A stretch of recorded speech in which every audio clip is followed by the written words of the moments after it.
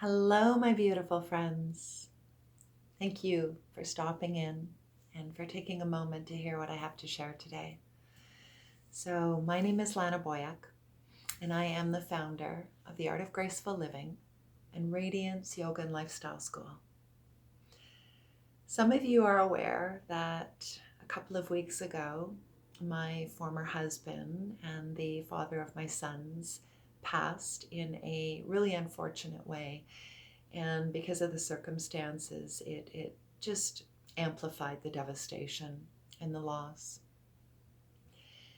And as I was moving through my own experiences of that and seeing that my sons were in a steadier place in their experiences that obviously are going to continue, I was starting to just drop into this state of being in the preciousness of life, being in the fragility of life, being in the beauty of this wonderful soul who exited in a way that, like I said, was just really difficult for all of us to wrap our heads around. And I was given the opportunity to have another experience of grief and loss that was impacting me directly and personally and professionally, because my former husband and I had been apart for over 20 years. So it was a different quality of letting go and a feeling of loss. My greatest challenge was how it was impacting my sons and the two sons that he left behind with his former partner, who unfortunately died 7 weeks before him. So, I was in this place of readying for my next big announcement professionally, and that was going to happen May 1st. And just a little bit of a background. For 18 years, I've been a holistic integrative coach. I have been a yoga teacher, trainer, and teacher now 20 years.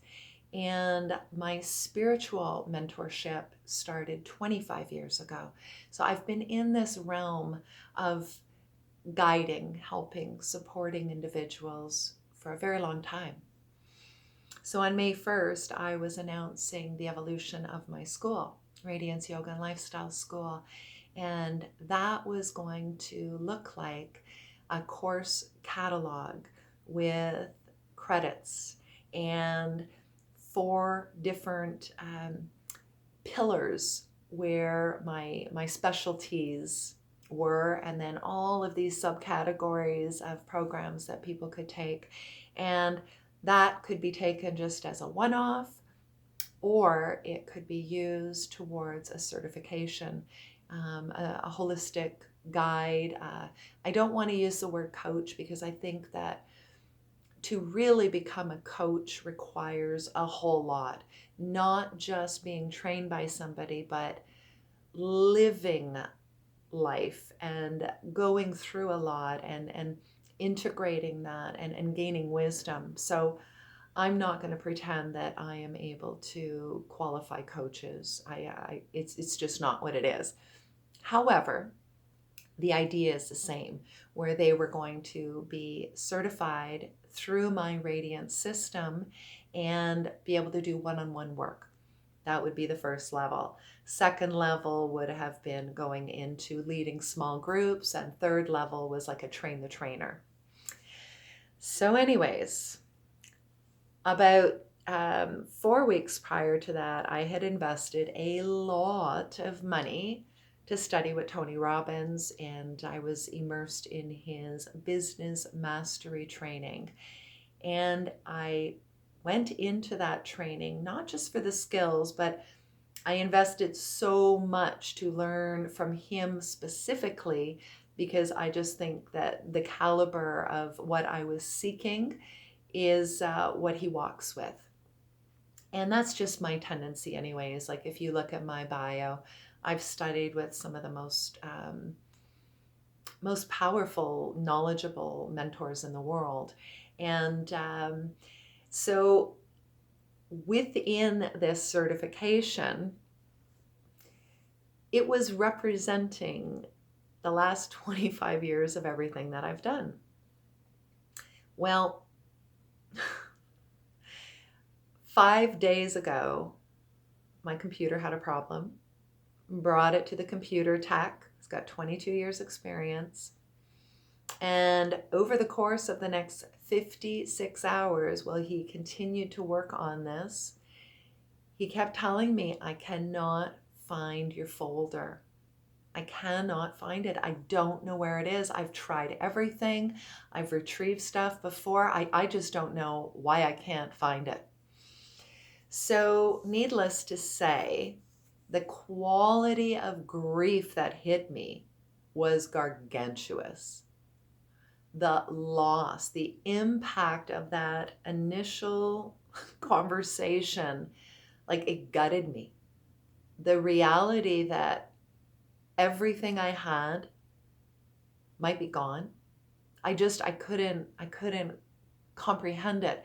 It's the same as what happens when we hear about somebody that we care about being dead. It's that initial shock, right? And because this is part of my identity, my livelihood, it was as shocking, obviously. So one of the things I have to say is, in the beginning of April, I had formatted my external hard drive and I had cleaned up my computer hard drive, put all the files in, in a format that I will understand and I know where things are. So I tidied it up. I didn't back it up. I never followed up on backing it up. I just, in that moment, it wasn't convenient, and then it wasn't convenient, and then it just slipped my mind. So that was a hubris moment for me, owning the fact that, this is happening because you didn't back it up, Lana. You didn't follow through. And I'm a tough learner. I oftentimes need these hard hits, these hard blows before I learn things. Some of you might be like that. So needless to say, the grieving process around losing my work and then this investment that I had just made so that I could launch this school, prior to doing the course with Tony, I was at a crossroads. I was so exhausted from doing this work for already 20 years. And then the idea of creating this school with credits and training to be a holistic guide, practitioner, teacher. It was a lot, but I didn't know what else I would be doing, unless I leave the industry that I've been in for 25 years. It just only made natural sense that I'm right at the finishing line, follow through. And as I just said a moment ago, my follow through sometimes is lacking. So this was something really important to me. I was going ahead with it, which is why I did that training with Tony, and I just knew I will have the skills to do this now. And if I, by the end of this year, do not bring the school to fruition, then I am walking out of this profession. Like, that's it. I'm going into design work because that's another thing I've always wanted to do. So I'd like to share this process of grief, and I'm hoping that you as well are going to bring to mind maybe something in your own life and your process with loss, with grief, and how you navigate it. Because there's an art to navigating loss and grief. There's an art to being in the flow, and there's an art to cultivating the grace to do this in the best way with faith and trust and surrender. So there's the initial shock, the cracking open, the being gutted. Lots of tears. Oh my God, the emotion was like huge. I couldn't accept what I was hearing. And then the next part of the phase is acceptance. This is happening, regardless if I like it or not or want it. And then I'm sitting in this quality of being swallowed up and in this unknown, right? And so it's like, okay, who do I need to reach out to? Who's going to support me moving through this and help me to believe there's something on the other side of this, right? So then we come into the sitting in the fire, the actual transformation, the letting go, the burning up of what was in order for something new to present itself. And then the final stage was, wow, this is kind of exciting actually. There is newness. There is infinite possibility now, refinement. I don't have to feel so burdened and obligated or this sense of duty. Then the resurrection, right? So what ends up happening is during those 56 hours, he has told me numerous times, he's still working on it, he can't find it.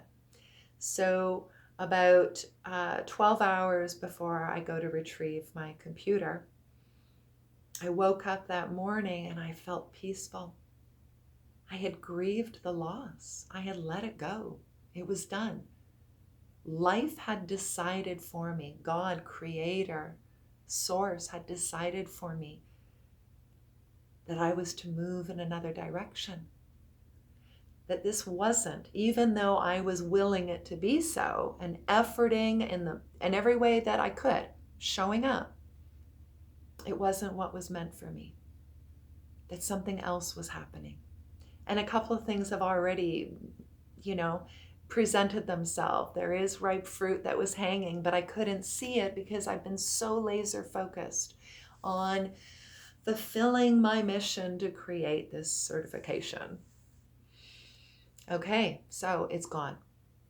Now what's ironic is I ended up finding it on the computer in front of this tech. So I'm certainly not going to mention his name because I'm sure he was a bit baffled at how come I found it and he couldn't in the time he had it. But needless to say, that wasn't the point. It wasn't about me finding it again or him finding it. It was that I needed to be gutted. I needed to be cracked open. I needed it to die. My identity die. And with the passing of my former husband, I realized that work, that body of work, represented an aspect of me that had trauma, that developed the skills, the talents, the practices, the teachings, integrated that so that it could become wisdom, and then was sharing it and teaching it over this long stretch of 25 years. I wasn't her anymore. And so, along with Guy's passing, I have been liberated as well.